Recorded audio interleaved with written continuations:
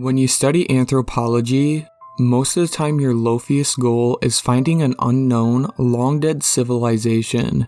Getting to make the first contact with a living, breathing, and brand new culture was like finding the Holy Grail in a field of four-leaf clovers.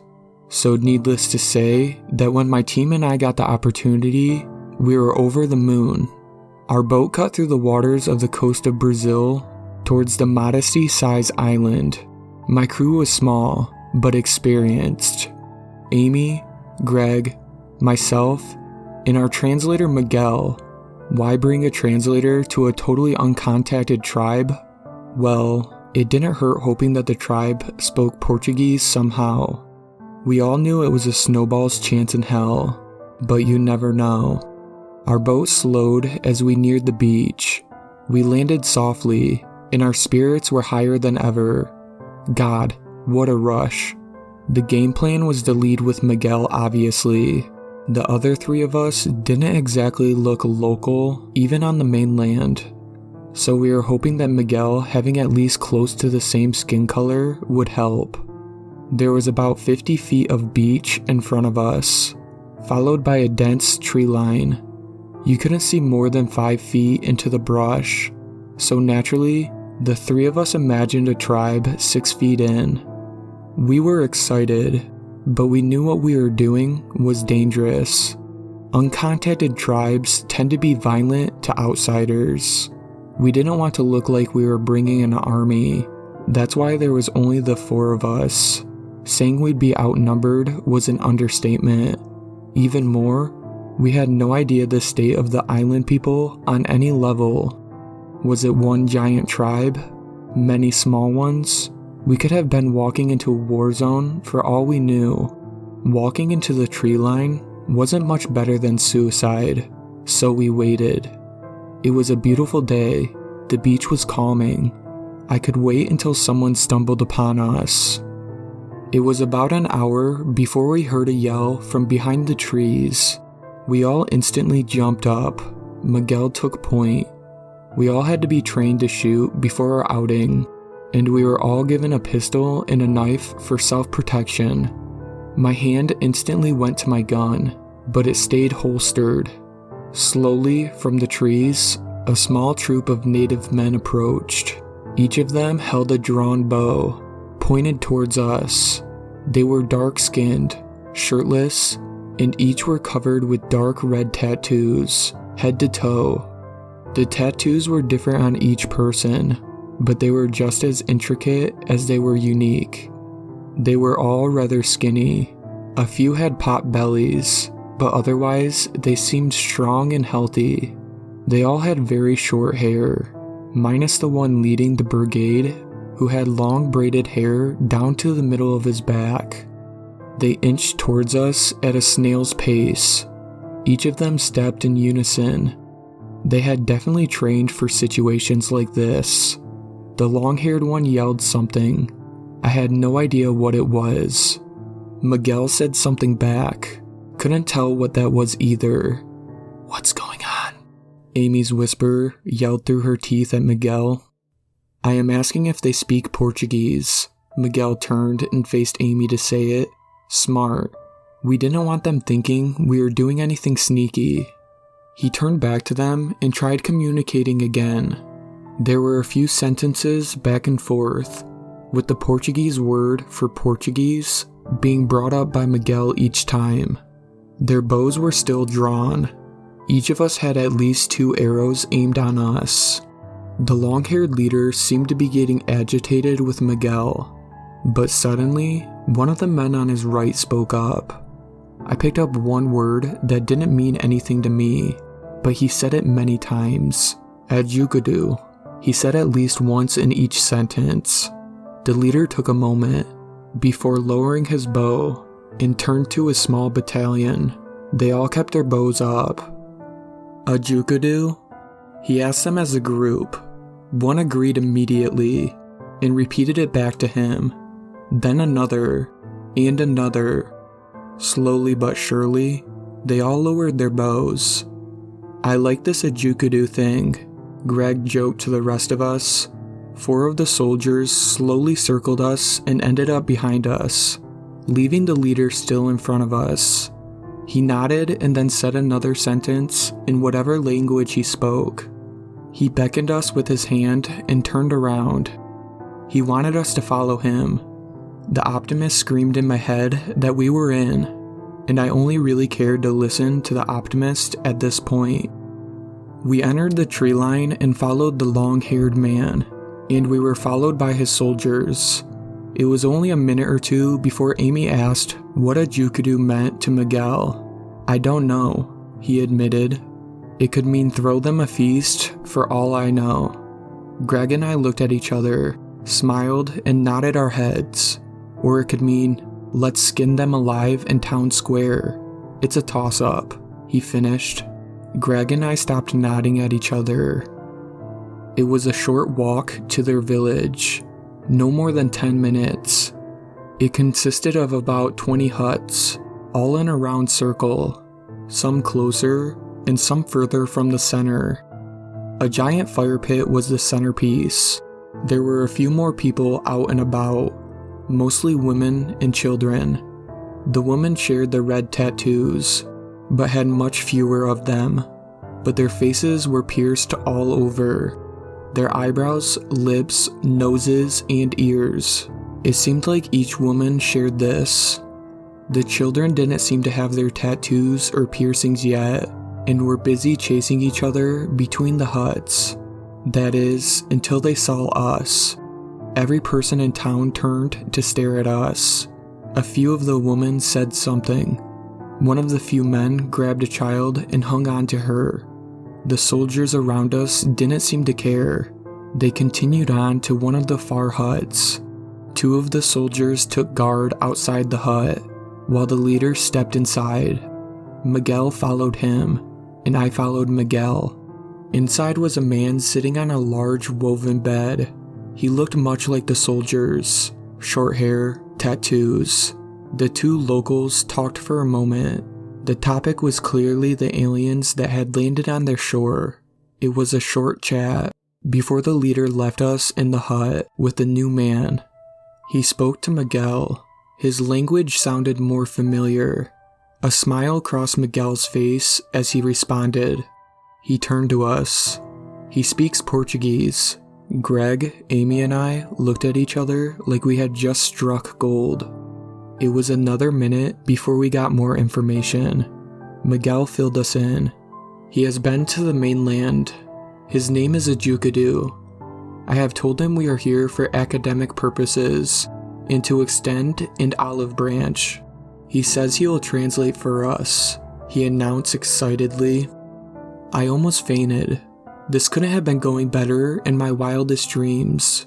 Holy shit, I yelled as I hugged Amy and then Greg. Having to go from the native language to Portuguese to English was a pain we were all willing to easily overlook. We exited the tent and a jukudu took a stance near the center of town. He announced something loudly. He had the attention of the whole tribe. Even more poked their heads out of their own huts. Once he was done, the townspeople seemed to relax a bit, and the long-haired man came over to greet us again. A jukudu told us we were welcomed by the town, and the long-haired man, the chieftain, even offered to call their sister tribe for a celebration in a few days. We graciously accepted, of course. We were treated like family for the next 2 days. We learned how they prepared their food and spices. We learned a local sport, where they use a ball of tree bark and had to carry it between 2 goals, but they had to balance it on the end of a stick the whole time. They couldn't touch it with their bodies. They were ridiculously skilled at it, even though it sounds impossible. Full body contact as well. I was more sore the next morning. We learned that the children getting their tattoos and piercings was a rite of passage into adulthood. This was absolutely incredible. I had a big interest in their sister tribe. Shortly after we initially arrived, we heard what sounded like a horn in the distance. A jukudu explained it was the other tribe. It was such an interesting sound. I had never heard a horn quite like it. I grilled a Jukadu about the sister tribe to the point I think he was getting tired of me. Still though, he answered all my questions. Apparently the other tribe wasn't a fifth of the size of their own, but they still controlled about 80% of the island. He explained that hundreds of years ago, the two tribes warred, and a Jukadu's tribe was defeated. They still respected the borders that their forefathers had agreed on, even though the tribes had been on good terms longer than any of them had been alive. The emissary from the sister tribe coming to the celebration that had been planned was a great honor for their tribe. I was disappointed with that. Apparently only one of them was coming. A Jukadu assured me though, it was a good thing. Any more than one of them showing up would mean a party that would never end. It came to our third day on the island, and the first thing I heard was Greg asking about the celebration. The chieftain explained to him, through our two translators, that it would be that night, and would be in honor of the white men. Hey, that's what I like to hear. I smiled as I jabbed Greg in the shoulder. Greg was in similar spirits. As the chieftain continued, he said something along the lines of, "Oh yes, the entire village has learned to love the white men." We told Amy later after she woke up, and she was a little jealous. We told her it was going through two translators. They definitely meant all of us. It just got lost in translation. I had a binder full of notes already, and I spent the rest of the day adding to it, but I decided I'd leave it back in the hut during the party. I could fill in some stuff about the sister tribesmen and the celebration from memory, and it wasn't long before darkness had fallen and the party was on. Even more culture to write about. The fire in the center of the town was twice as tall as either of the other nights. They danced and played music, and we drank a sweet alcohol they made from fermented fruits. It was a few hours of good times and dancing. I had forgotten about the man from the sister tribe was even supposed to attend. Suddenly though, out of the darkness of the brush, the horn sounded again. This time, much closer than I had heard it the other day.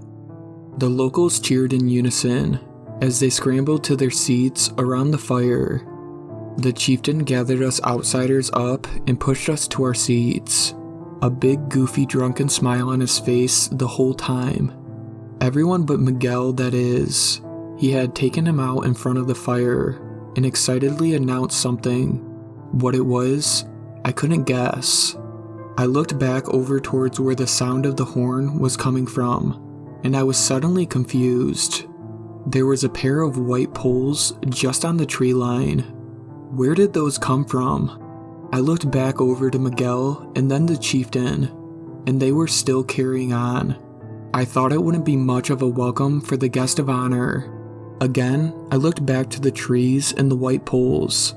They connected at the top and kept going. My eyes followed the structure up further and was met by a colossal face looking at the fire. Those weren't poles. They were legs. A giant 30-foot tall thing stood on the tree line. It was lit only by the giant fire, but I could make out enough. Its skin was eggshell white. For how tall it was ghastly how skinny it was. It stood there only in a loincloth, as its troubling human eyes stared at the dancing fire. Its hair dropped to its shoulders and matched its ghostly white skin, and his mouth on his elongated head hung open limply. I couldn't figure out how to comprehend what I was looking at, let alone point it out. It stood there silently for about a minute, watching Miguel and the chieftain and the fire. Suddenly it stepped out into the open, and everyone now turned to it. I was still stunned, speechless. It reached towards the fire, and Miguel, he was the last one to notice it. He didn't even get a chance to get a good look at it before the thing's fingers were around him. Miguel screamed as he was hoisted into the air as he finally got a good look at it. Amy, Greg, and I were all completely thunderstruck. The locals looked on with bated breath. Miguel did his best to struggle and scream, but he was only in the thing's grasp for a few seconds. before it tightened, and he went limp. The locals went wild in celebration. An absolutely cry of glee rang out. We looked on in horror as the ghostly white skeleton of a man turned around and trudged back into the forest, Miguel's corpse still in hand. None of the locals even watched it leave. They just laughed and drank and danced even harder than they already had been. I think it was Amy who came to her sense first. The next minute or so was a blur, but I know we were running through the woods. I ran harder than I ever had. I don't know if any of the islanders followed us. I couldn't hear anything. It was like my body put all of its resources into running. We got back to the boat in what had to be under a minute. Full throttle out of there. I would have paddled too if I had an oar. We circled around the side of the island on the way back to the mainland. I looked back to the island that Miguel died on. One of them stepped on the beach, and in the moonlight, looked back at me.